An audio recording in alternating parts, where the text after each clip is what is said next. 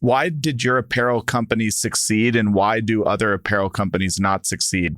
Because I feel like it's a low barrier to entry industry. Everybody wants to start an apparel brand, but you were able to do it in something like pants and start there and do it unbelievably well. So like, what makes great apparel brands and what makes bad ones? Is that Topo Chico, by the way? Yeah. I love Topo Chico. The best. I've got one nearby. I got to grab one after this. It's the biggest bubbles in the sparkling water pantheon, isn't it? 100. So, that is a great way to say it. I didn't realize that is what it is. Yeah, maybe that ties into Bonobos. So I think you need to start, in my opinion, a fashion or an apparel brand with a hero item. Okay. You've got to start with one item that people love.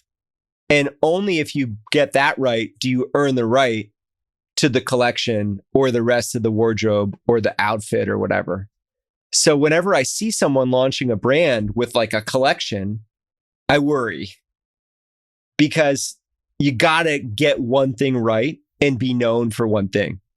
And so with, Dion von Furstenberg, that was a wrap dress. With Tory Burch, that was a ballet flat. With Ralph Lauren, that was a tie originally and then a polo shirt. Brands are known for items because customers like to have a shortcut to what am I hiring this brand for? That's how customers shop. We hire brands for a job. People who build brands think we're geniuses and we're going to make all these great products and we're going to have a line in a collection. And that's not how companies start. And Paul Graham, who's a startup writer, a startup person, one of the founders of Y Combinator, this great tech incubator, has this amazing article called How to Get Startup Ideas. And he talks about how most people think that companies that currently exist started in some way, shape, or form the way that they currently exist. And yet, if you go back in time, generally, there was a hyper narrow group or wedge of people who needed something really badly that company had to make really well. And so Bonobos, I don't even know if it's obvious now, but we started with boot cut corduroy pants with a curved waistband for guys who grew up playing hockey and soccer and football, who lived in Palo Alto and who were tired of shopping in stores. Like that was our wedge. It was super narrow.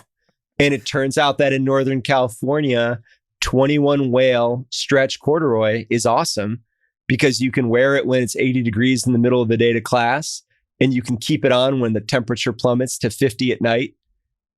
And it turns out that people who go to Stanford Business School, many of them are athletes who played sports growing up, whether they were good, like my co-founder was, or bad, like I am.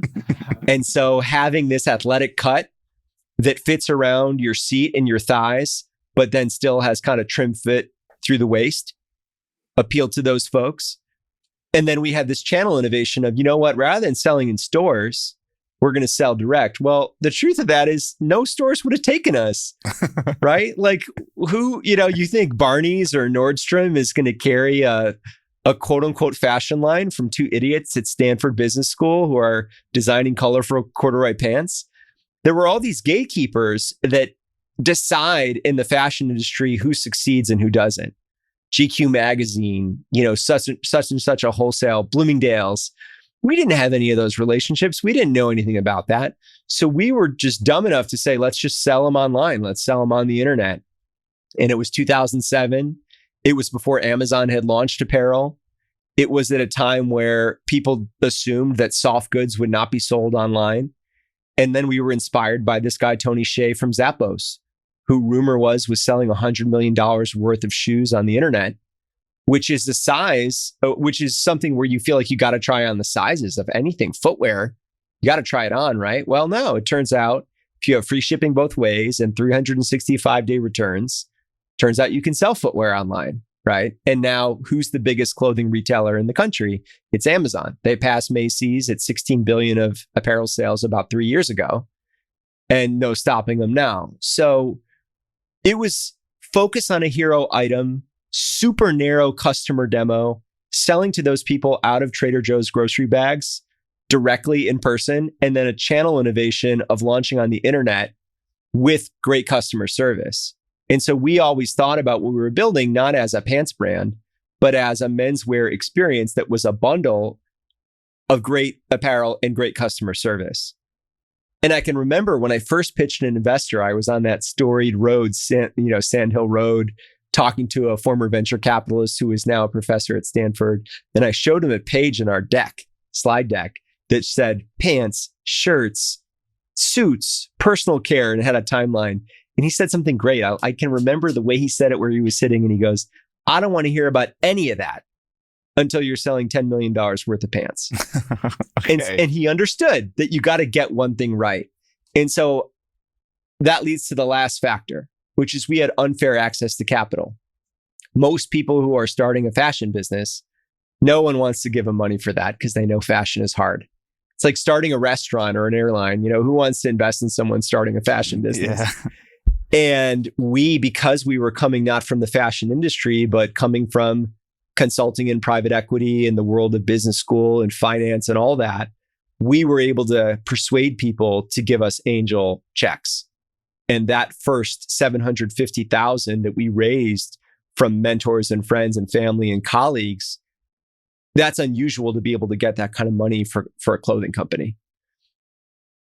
Did you think about it? And maybe it's more how the customer thought about it. But if I buy a polo shirt, the joke's always the shirt costs $1, the polo logo costs $100 or whatever. You're not buying it because it's the most comfortable shirt in the world. You're buying it because it's polo. But with Bonobos, were people buying Bonobos, the brand, or are they buying an amazing product that fits so well it could have been named anything? I think that it's a beautiful question because I think there are a couple ways to approach innovation. There's product-led innovation and there's marketing-led innovation. Mm-hmm. And the polo shirt is an amazing example. So a Ralph Lauren polo, the cost of goods is around $4. And that retails at full price, if you're dumb enough to pay full price for it, Right, for yeah. $70 to $80. But it turns out that the largest gross profit pool of those polos is buying it at an outlet store for $39. But at $39, at $5 of cost, that's still an 80% margin. And so how do they do that? Well, they have beautiful mansions in New York City that lose money. They have amazing advertising. And by the way, I think their product is quite good. So you can figure out how to build the vision and the dream and then monetize it through outlet stores and having really attractive cost of goods sold. I think you can do that, but you've got to be a master at branding and product and multi-stack distribution that includes outlet and that includes partnerships, right?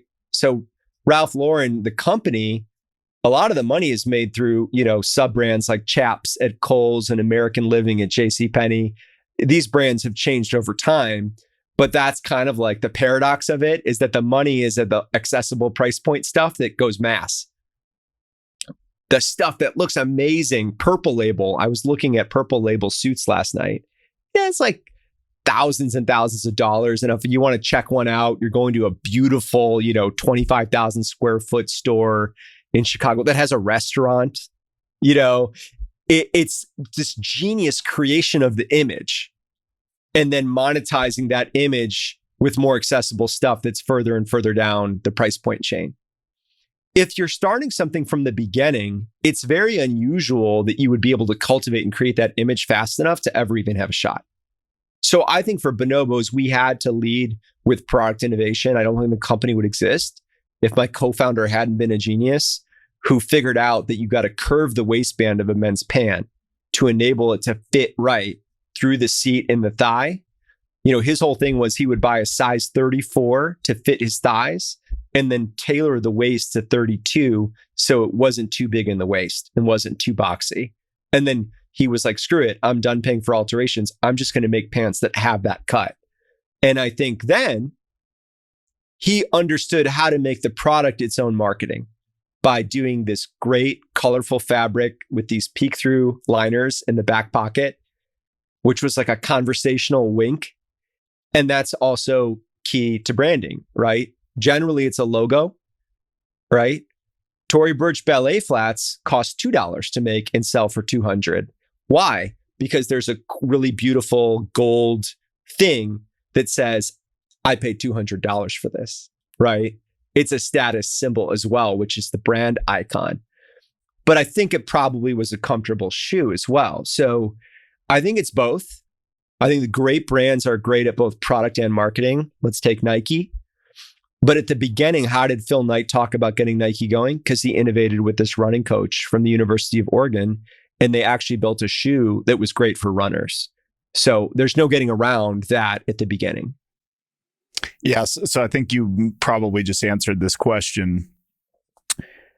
A product, you can start as a product and evolve over a long enough period to being a branding play. If you hang around long enough, you kind of earn your right to be able to brand like a Polo or a Chanel or a Tory Burch, but you can't really start that way.